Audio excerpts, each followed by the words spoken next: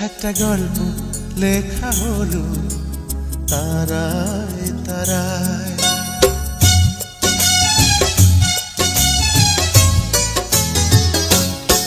একটা গল্প লেখা হলো তারায় তারায়। দুটি হৃদয় রঙিন হলো কৃষ্ণ চূড়ায়।